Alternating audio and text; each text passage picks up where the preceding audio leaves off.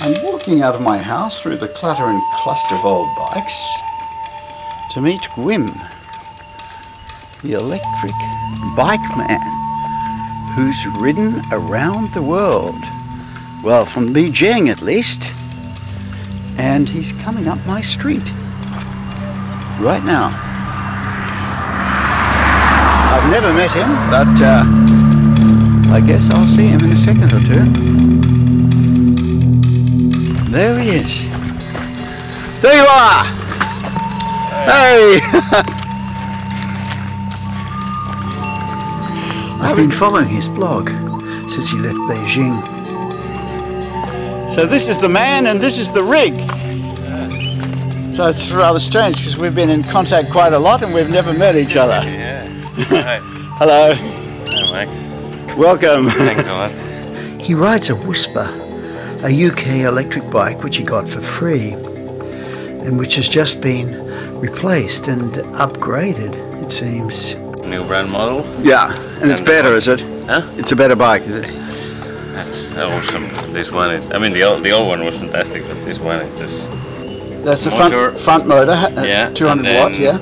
You've got 6 motors of pedal assist. Oh, six different levels of pedal assist, You can increase or decrease. Yeah. You've got hydraulic disc brakes. Hydraulic disc brakes. Yeah, in front and rear.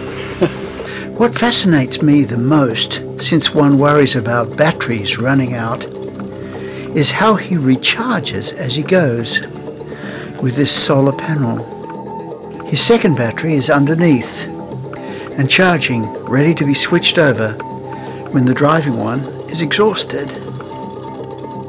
That's so encouraging because I would never have considered up till now going on a long trip on an electric bike. I think it's an awesome setup. You could easily, with 2 batteries, you could easily do 300 Ks in a day. Yeah. And absolutely. I mean, with my chicken legs. Your chicken legs? Yeah, I'm sure everybody can do it, you know. And have you lost weight since you started this? yeah, I lost like 6 kilos, I think. Oh, really? Yeah, but I'm sweating a lot. You're super skinny, huh? Yeah. And you're doing an aerobic exercise all the time, and you're sweating a lot. I mean, you have to keep pedaling also. I mean, today my legs are exhausted. Pam and Arthur, my neighbours, I sense their curiosity through the hedge. Arthur, my friend Guim here has just arrived from Beijing on his electric bike. How wonderful. 10,000 kilometres. 11,000. 11. Congratulations. Thanks a lot.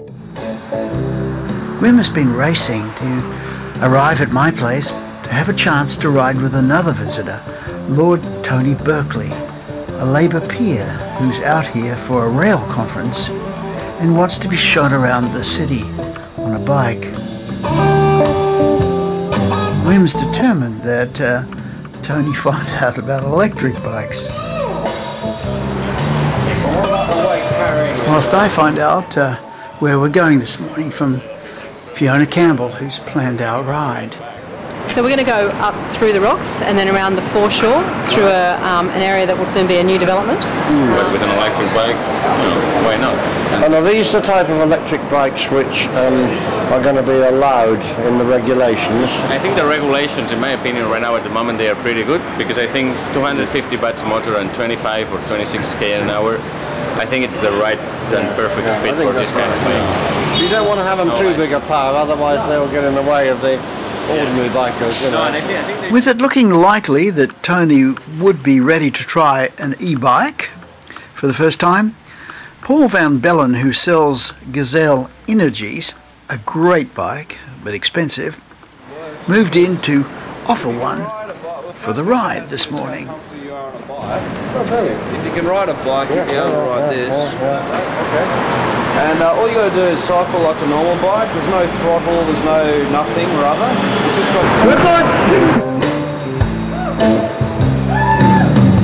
How is it, Tony? Oh, it's fantastic. It just accentuates the power you have.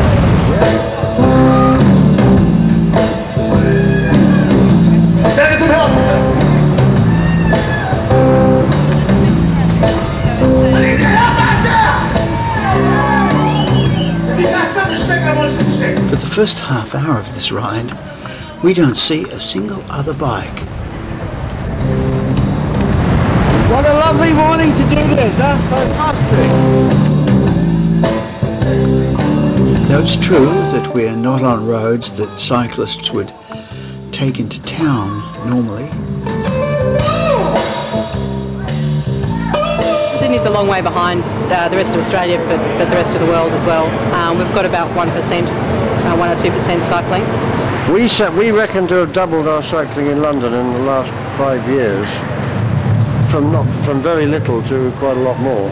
Yeah, well, we're trying to follow you.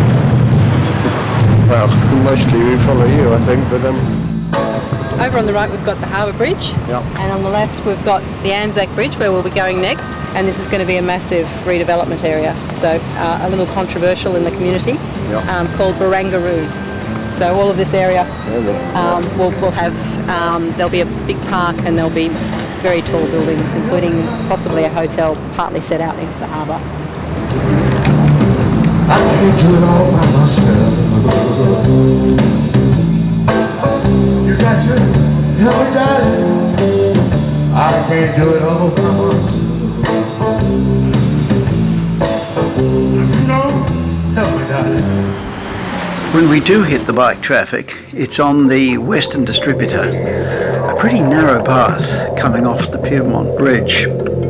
It's a path shared by pedestrians and cyclists. But what strikes me is the look of the cyclists. It's very special and quite different to what you'd see in Europe, for example. It's a hunched over look. Many of the cyclists in lycra, or if not lycra, clothes that they're using for cycling, not their everyday clothes for the office. As if to stress that difference, Tony looks almost Amsterdamish as he rides here across the Piedmont Bridge into the tide of lycra.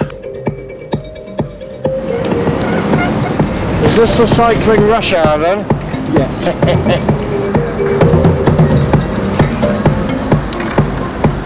There's a 10-kilometre speed limit and it's a shared parking. There are a lot of complaints by pedestrians about cyclist behaviour, and cyclists don't like it either. Most people say that there should be a separate painted bike lane through here. Much better, yeah. Well, if you painted the bike lane and the bikes had right of way on that, they could go much faster. Yep. And then if you've got a tourist sort of stepping back to take a photograph, or a child, the only way you could do it would be to fence it off, and it's a heritage ISO, you can't wouldn't put want to fencing in. fence it off, No, and that just restricts the pedestrians. It just requires people to be a little bit careful and be aware of other people, isn't it? Yeah, we're trying to encourage courtesy. We've had some courtesy campaigns, but it's very, very difficult to get people to change their behaviour. We end on King Street, a great stretch of separated cycleway and a taste of things to come. But it's not perfect for the traffic lights, and the intersections are not synchronised for bikes. And so the cyclists have to race up the hill, but it's to no avail. Sydney's got a ways to go yet, I'd say. What about all the lycra we saw this morning? I mean, everybody was wearing it, weren't they? Would you have seen that in Barcelona? I don't think it's all of them, but I think, yeah, I mean, if you've got facilities like, for example, in Brisbane, that they've got this bicycle center with showers and they give you fresh towels and stuff.